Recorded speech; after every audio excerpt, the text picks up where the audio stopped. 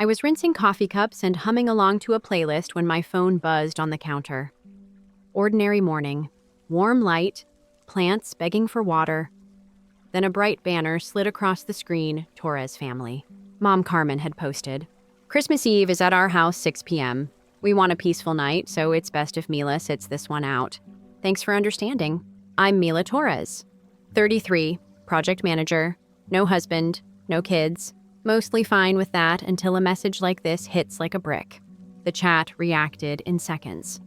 My dad, Luis, tapped a thumbs up. My brother, Dylan, added a green check mark. My sister, Tessa, sent a heart. Aunt Nora dropped confetti. Uncle Paul posted a smiley face wearing sunglasses like exile was cool. No one asked why. No one typed hold on. No one called me. I reread the text. Once, twice, 3 times. The sink kept running. The cups overflowed. I turned the water off and dried my hands on a towel that suddenly felt too rough. I typed, erased, typed again. Insults, comebacks, speeches, they all sprinted through my head. In the end, I sent the only thing I could live with. Got it. I won't come. Please don't contact me for a while. I'll respect your boundary. Respect mine. A string of jester hat emojis landed under my message. Jesters, not clowns. Cute. Harsher somehow. I left the chat. Blocked notifications. Stared at the pale outline of a water ring on my counter and wondered when exactly love got traded for convenience. It didn't start with that text. It started a month earlier on a Sunday when I brought a lemon tart to my parents' place because Mom swore her pie crusts hated her. The house smelled like rosemary chicken and floor cleaner. The dining room gleamed. 5 kinds of mustard lined up like soldiers on the buffet because my dad likes options. I was in a good mood. I'd nailed a deadline at work. I'd bought boots on sale. I even liked my hair that day. We were barely seated when Mom cleared her throat, china clinking under her fork. "We made a decision," she said, smiling, in that way that warns you to brace. "We're doing a 12-day Mediterranean cruise for Christmas. Family dream. We've been talking for weeks." Tessa bounced in her chair. "I found cabins with balconies. There's a spa, thermal suite, cold plunge, the works." Dylan leaned back, laced his fingers behind his head. "Game on. I'm picturing gelato and scooters." I smiled, confused, but trying. "That sounds fun. What do you need me to bring?" Silence. Then Aunt Nora voice, sweet as icing. "Oh, honey, you're not bringing anything. You're treating." They watched my face like people watch fireworks waiting for the pop. Mom slid a printed spreadsheet across the table. Columns, colors, totals. My stomach tightened. "For all of us," she said, tapping numbers with a manicured nail. "Cabins for 8, excursions in Rome, Athens, Santorini, pre-cruise hotel. We kept it reasonable. 22,400 covers it." My brain stalled. I glanced around, waiting for someone to laugh. No one laughed. Tessa sipped her water. "You earn more than anyone, Mila. You don't have kids. You're always careful with money. This is nothing for you."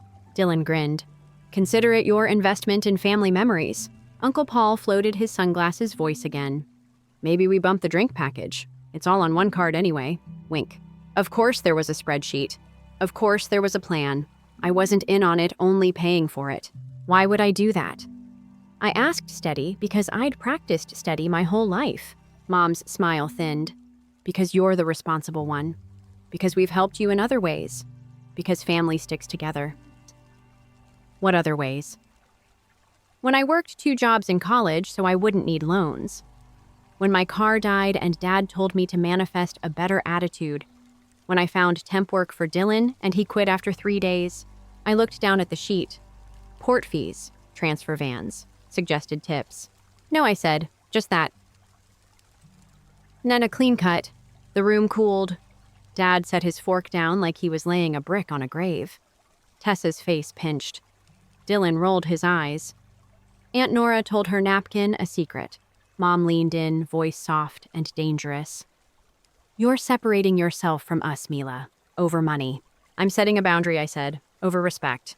Dinner happened in a frost after that. They ate. I tasted nothing. The lemon tart sat uncut in the kitchen, accusing me with its perfect lattice. I left my parents' house with my coat half buttoned and that spreadsheet folded so hard it nearly split. I sat in my car and counted my breaths 4 in 6 out. My hands shook on the steering wheel. Rage felt simple. What scared me was the shame. The part of me that asked, what if they're right? What if I'm selfish? For a week, nobody called. No texts, no "you home safe." It was unusual. My family usually contacted me for every blown tire, every bounced check, every quick favor. The silence should have felt like peace. It felt like a plan. Here's the truth I never wanted to say out loud. I had trained them to treat me like this. I kept receipts in a shoebox labeled taxes, but it was really proof I matter. $400 for Dylan's late tuition fee, $900 for Tessa's dental work, $12,000 toward my parents' roof when the storm took shingles and Dad's pride, 4 birthdays in a row where I sponsored the whole meal so no one had to stress. Loan here, loan there, none repaid. We'll catch you next time, they said. There was never a next time unless someone needed something. I told myself it was love. It was insurance. It bought me a place at the table. What did it actually buy me? A spreadsheet with my name at the bottom. A grand total. A roll with no lines, just payment due. The worst part wasn't the ask. It was the way they already spent my yes before they heard it. They'd chosen cabins. They'd picked excursions. They'd assigned me to foot the bill while pretending generosity was my idea. After the silent week came the family text. The exile dressed up as peace. The jester hats. I dragged the phone's block slider and felt like I was slicing rope. The apartment hummed with weekend quiet, the kind where refrigerators get loud and you hear your upstairs neighbor teaching his kid the same piano scale over and over. I sat on the floor with my knees up and let my mind walk back one more month to a conversation I had shoved into a drawer labeled later, Seattle. My boss Harper had said, making it sound like a lake rather than a city. We're opening a West Coast office. I want you to lead it. Budget autonomy. Your own hires, pay bump. We'll move you. Think it over. I'd told her no in under 10 seconds. My family needs me nearby, I said. They rely on me. Harper accepted it because she's decent. Door stays open, she said. For a little while. Nearby, I had said. Translation available. When a tire blows. When a roof leaks. When a dream cruise needs a sponsor. I pulled out my shoebox. Spread the receipts on the carpet like a paper map of a country I didn't want to live in anymore. The totals didn't even matter. What mattered was the pattern. My signature as a bandage over every crisis. My worth measured in Venmo notes and wire transfers. My seat at the table paid for never offered. A text from my friend Nina pinged through Nina, who once sat with me in a grocery store parking lot while we cried into drive-through fries about families that could never have enough. You okay? She wrote. Feel like your spider sense just went off. I typed they uninvited me from Christmas and then I think they expect me to apologize. Nina called. You won't, she said. Not a question. A shield. You don't owe anyone a vacation. You don't owe anyone your peace. I looked at the shoebox country. The borders were my doing. The roads always pointed to their house. What if I move? I asked. The room felt bigger the second I said it. What if I go where the work wants me? Then I'll help you pack, Nina said. And I'll label the good kitchen knives so you don't lose them. We laughed. It wasn't a joyful laugh, it was a release valve. I opened my laptop. Pulled up our company directory. Harper's name glowed like a small lighthouse on a foggy coast. Before I clicked, one more memory arrived uninvited. Owen, from accounting. A quiet guy who spots patterns for sport once said after a late meeting, "You always apologize before you ask for something, even when you're asking for what you already earned." I joked it off then. Now it sounded like a diagnosis. I took a breath that reached my spine. My hands stopped shaking. I clicked Harper's number. Harper picked up on the second ring. No small talk. Still open to Seattle, she asked. Yes, I said. I'm ready. The quiet on her end felt like a smile. I'll have HR send the offer today. Housing for 60 days, moving stipend. You pick your team. My chest warmed. Not joy, not yet. Permission. When do you want me there? I asked. 6 weeks, she said. Sooner if you can stand it. I can stand it. We hung up. I stared at my kitchen wall clock and felt the second hand drag the room forward. 6 weeks. That was a plan. Plans I could do. Nina came over with a roll of bubble wrap and an iced coffee the size of a vase. "Tell me what to label," she said, already pulling dishes from the cabinet. "The knives that actually cut," I said. "The mixing bowl with the dent, my grandmother's spoon." She nodded, a general with tape. "What about telling them?" "Not yet." I kept my voice even. "If I tell them, they'll make it about them. I need a clean exit." Nina didn't argue. That's why she's my anchor. She only asked, "Where do you want the shoebox?" "In the trash," I said, and meant it. She slid it next to the bin, and I thanked it for its service before I dumped the contents. Receipts, no more map. I still had automatic transfers set up. Mortgage help for my parents, gas money for Dylan. A small monthly deposit into Tessa's emergency fund, which somehow always lined up with new shoes and eyelash fills. I didn't touch any of it. Not yet. If I shut it off now, the alarms would go off.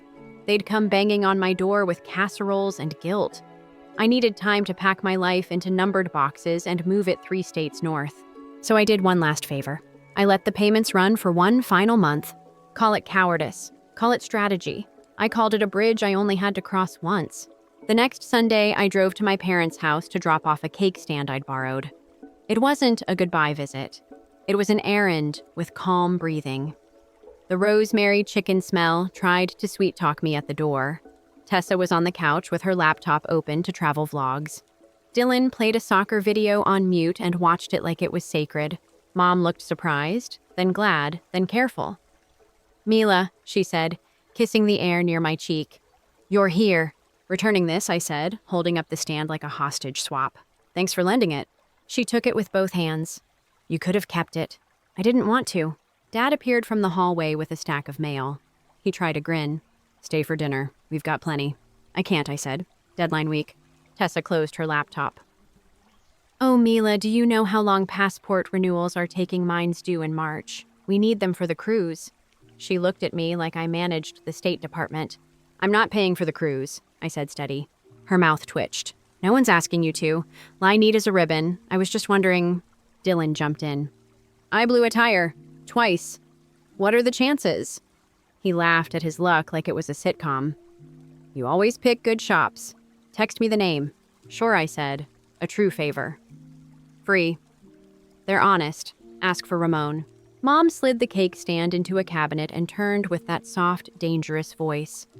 "We miss you." The message, it wasn't meant to hurt you. We just needed peace. Peace from what I asked. From me saying no. Her face didn't move. From drama. "Okay," I said, because I wasn't going to win a definition fight in a kitchen. I should go. On the way out, Ms. Alvarez from next door waved at me from her porch. She's the revealer in this story, though she didn't mean to be. "Sunshine," she called. She's called me Sunshine since I was 10 and shoveled her steps in a rainstorm. I hear the family's cruising the blue for Christmas. Lucky ducks. My foot stopped on the walkway. "You heard. Your mom told the book club. Said a generous angel was making it happen." She winked. "You always were the kind one. The kind one. The responsible one. The open wallet." I smiled and kept walking. My hands shook all the way to the car. I sat behind the wheel and whispered, "You're leaving." Saying it out loud locked it in my bones. The offer letter hit my inbox that night. I read it twice. Salary, stipend, start date. There was a line at the bottom. "We are thrilled to see what you build."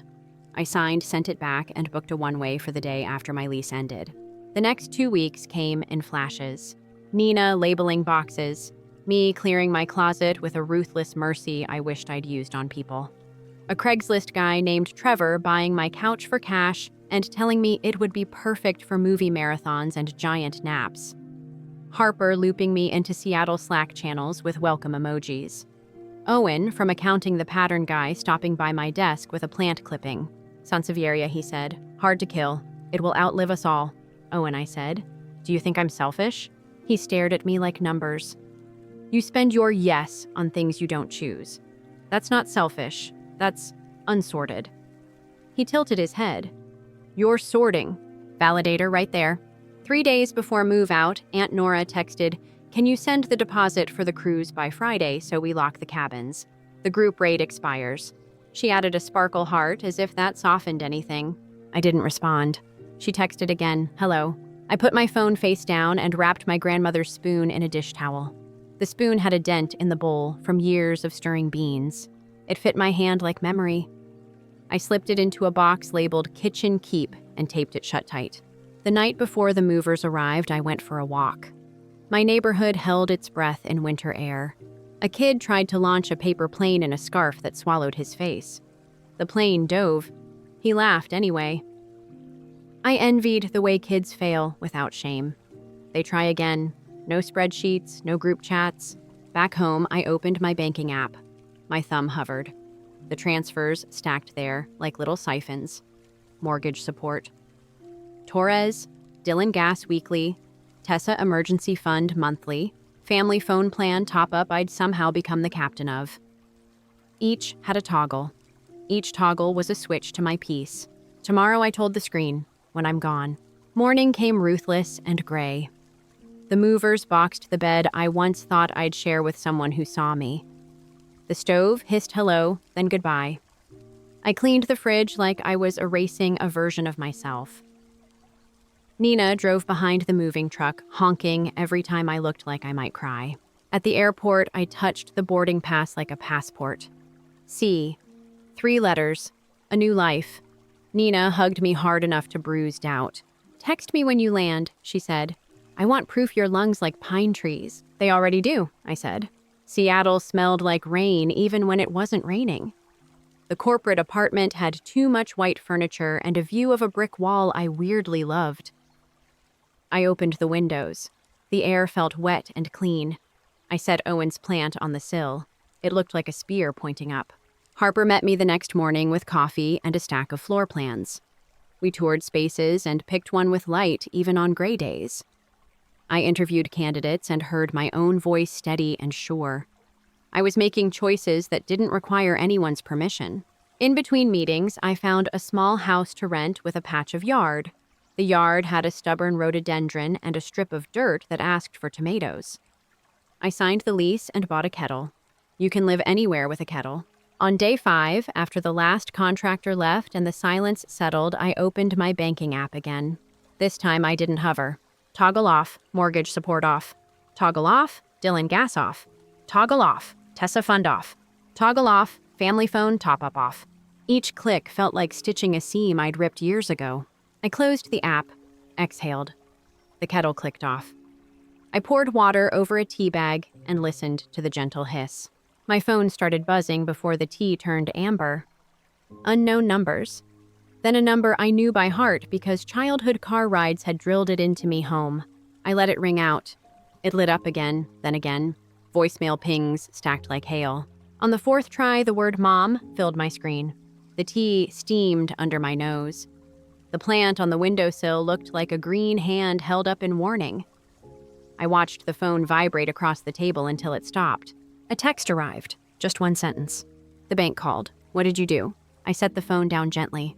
Then I did what I always do when my hands want to shake. I made a list. Breathe. Do not explain. Keep the boundary. Brew another cup. The phone started again. Dad, then Dylan, then Tessa. Calls, then texts, questions, demands. A screenshot of a past transfer circled in red as if I owed them a reason like I owed them receipts. I slipped the phone into a drawer and shut it like you close a door on a draft. Outside, Seattle glowed with small, steady lights. People in jackets walked dogs that knew exactly who they belonged to. A train horn cut the evening in half and stitched it back together. I leaned on the frame of the open window and let the cool air touch my face. Tomorrow, I'd hire an office manager. Tomorrow, I'd buy tomatoes I couldn't kill. Tomorrow, I'd go to a hardware store and ask someone who loves aisles to show me where they keep courage. But tonight, I stood still. The last favor I ever did was for me. The first voicemail sounded calm. "Mila, it's Mom. The mortgage draft failed. The bank says there's no transfer. Call me." The second had an edge. "Mila, it's your father. This is unacceptable. Call your mother back." By the 5th, everyone had taken a turn. "Dylan, rent's due. You know this." Tessa, my card payment bounced. "Fix it." "Aunt Nora, we need the cruise deposit tonight or we lose the cabins." I told them you're good for it. I set the phone on the counter and let it hum against the wood. The kettle clicked. I poured water. Steam rose. I breathed through it. I didn't answer any of them. 10 minutes later, a private number. I let it go. Another private number. Declined. Then home again, then Mom, then Tessa, then Aunt Nora. I slid the phone into the drawer with the tea bags and shut it. Counter clean, mind quieter. At the office, I kept moving. Interviews at 9 and 10. A contractor walkthrough at 11. Harper met me in the shell space with a hard hat and a grin. "You're good at this," she said, stepping around tape lines. "You make choices. People trust that." "I used to make choices for everyone else," I said. "I'm practicing making them for me." She nodded like the truth fit. "Need anything?" "Just time on the calendar," I said, "and a door that closes." Back at my temporary desk, the calls found me another way. The front desk pinged my Slack. "Your mom and a woman named Nora are asking for you. They say it's urgent." My stomach dropped. Here I typed. "Phone call." They asked for the Seattle office. "They didn't know your extension." I typed, "Please don't transfer personal calls. Say I'm unavailable." "Got it," the receptionist replied. A beat later, they asked if you really work here. I pictured it.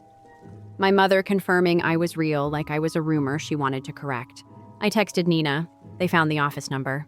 She replied in one ping, "Lock down your socials. Update privacy. Freeze your credit just in case. I'll send a checklist." Anchor behavior. I love her for it. By lunch, the drawer full of tea bags buzzed itself open. I pulled the phone out and set it face down. Curiosity won. I played one voicemail, then another. Mom again, voice thin. "We stopped by your apartment." A man opened the door. "He says you moved. Where are you?" "You can't run away from family." Dad's voice came next, flat, with anger he thought sounded like logic. "We signed a commitment for those cruise cabins because you said yes. Don't humiliate us." I paused the playback. I never said yes. Not once. They'd spent a yes I never gave. A text came from an unknown number. "This is Leah. Cousin. Please don't block." I hesitated. Leah was Dad's niece. We'd messaged once a year, if that. "She never asked for money," I replied. "What's up?" Her texts came in quick bursts like breathless speech. "Aunt Carmen is telling people you promised the cruise and then bailed to punish them. She told my mom you flipped. They're embarrassed. They asked us for short-term loans to hold the cabins.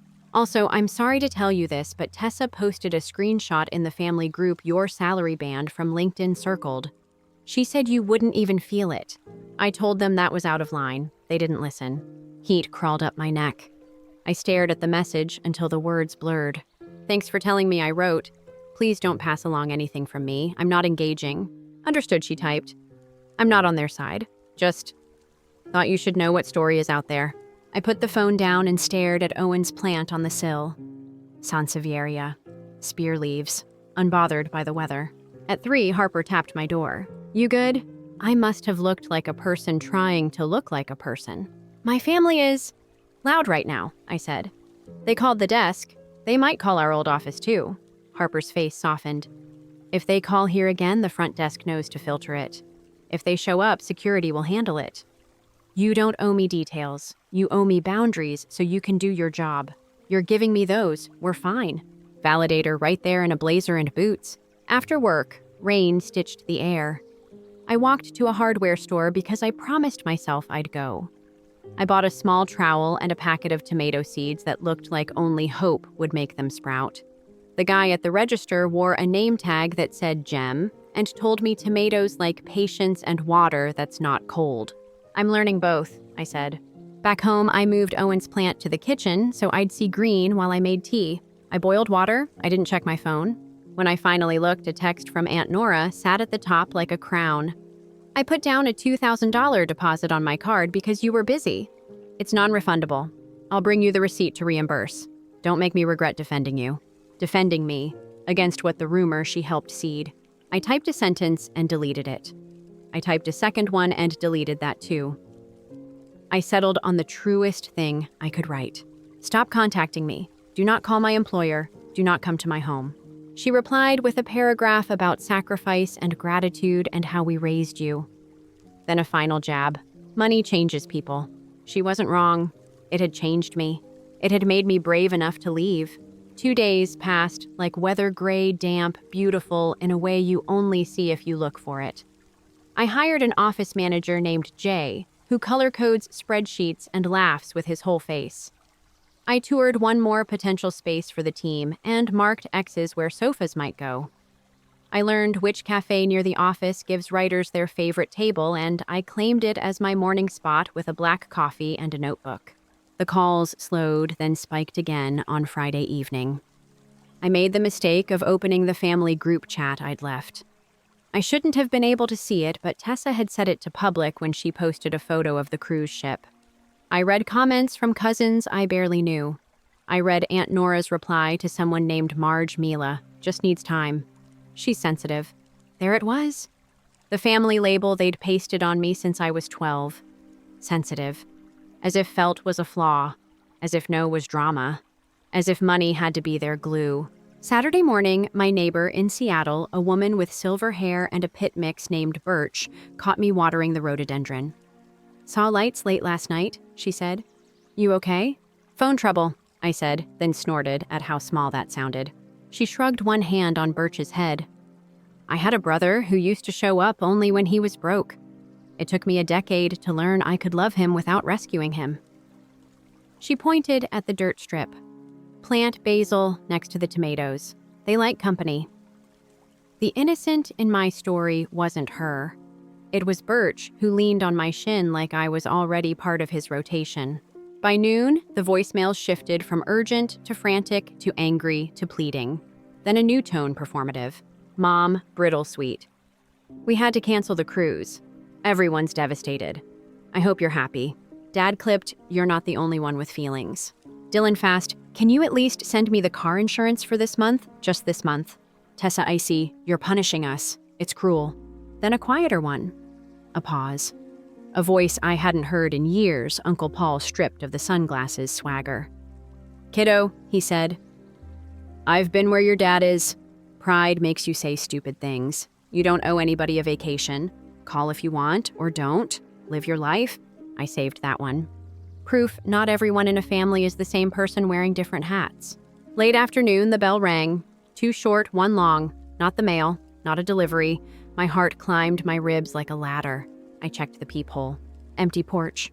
I opened the door a crack and found a padded envelope on the mat with my old address crossed out, and the new one written in a neat hand I knew by heart.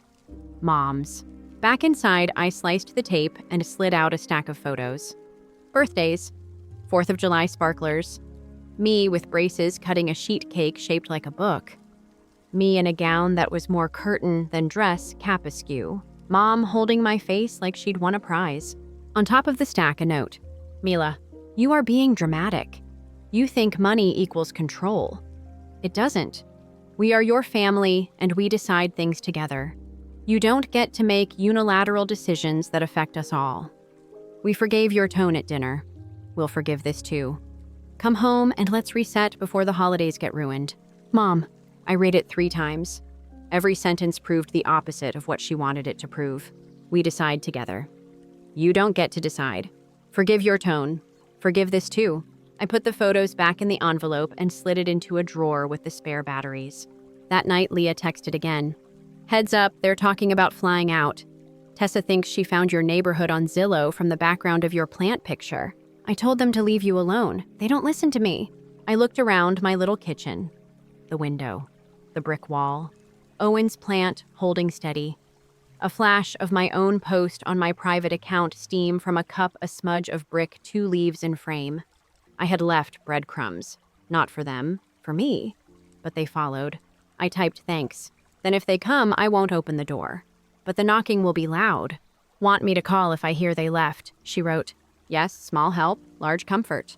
Sunday was quiet until it wasn't. I baked banana bread because my hands needed work. I measured, stirred, scraped the bowl with my grandmother's spoon. The oven warmed the room. The smell had its own memory. For a moment, I was just a person who liked making bread. Then 3 hard knocks, fast, authoritative. I froze. Another 3 louder. I stood, wiped my hands, and walked to the door. I didn't look through the peephole. I knew the shape of those knocks. Open up, my father said, voice muffled by wood. We flew across the country for you. The least you can do is open the door. My heart tried to run. My feet stayed. Mila Mom's voice tight. We're not leaving until we talk. Neighbors will think we're crazy. I glanced at Birch's house. Curtains didn't move. Rain thickened the air like a curtain of its own. I pressed my palm to the door. Solid, cool. This was the line. The hinge. The moment where the past rattled and the future stood still waiting. I unlocked the deadbolt. Then I stopped. I slid the chain across instead and cracked the door the width of 2 fingers. Hi, I said.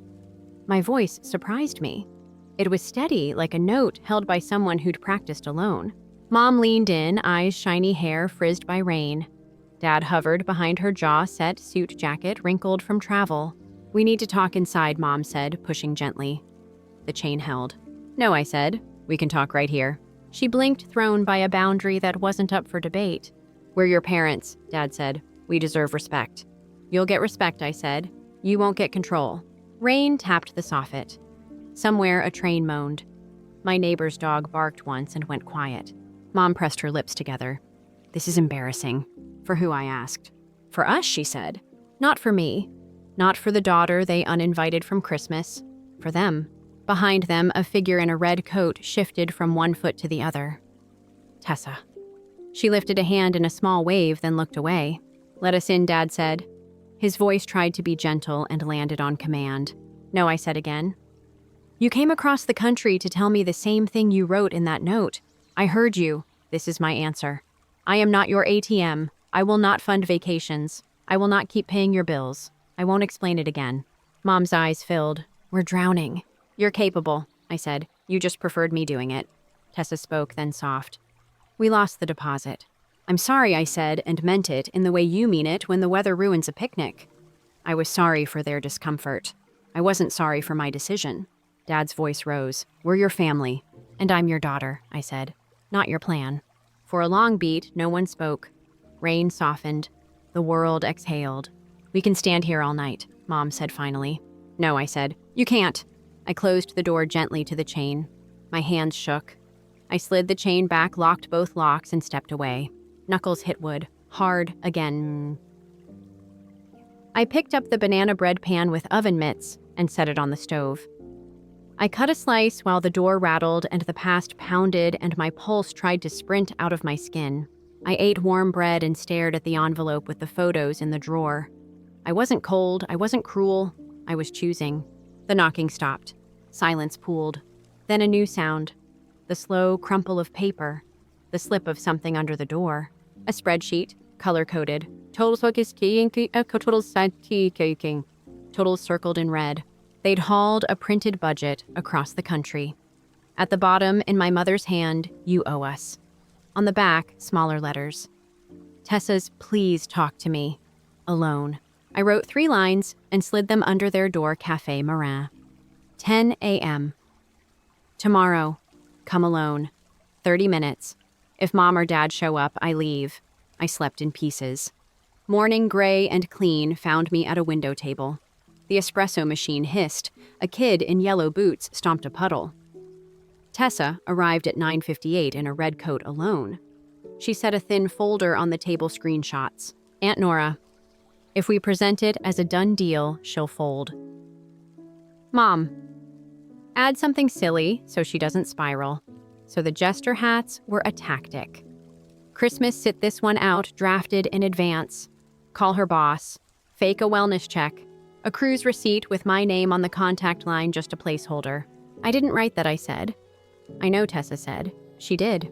She kept them from crashing our meeting. Then plain, can you help with the house, just to catch up? I can't, I said. I won't. She nodded. She'd told them I'd say that. She slid me my old library card. For your box, she said. Freeze your credit, she added. Mom thinks there's still a card somewhere. I went home and did it. Freezes, password changes, banknotes. Minutes later, a text from Mom, a photo of a bent expired card. We'll run the mortgage once. Love you. I sent a cease and desist. Nina notarized it.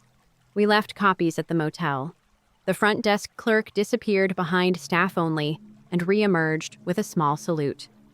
Done. By noon, a wellness check. I'm fine, I told the officers. They're upset I stopped paying their bills? They nodded, told my family to leave. At work, with security beside me, I handed my parents final envelopes. No employer contact, no cards, no home visits, writing only. 6 months of no asks and proof of counseling. I won't fund the house. Money didn't change me, I said. It revealed us. That night, a 5-line note from my dad. He'd heard me. He'd keep Nora off the phone.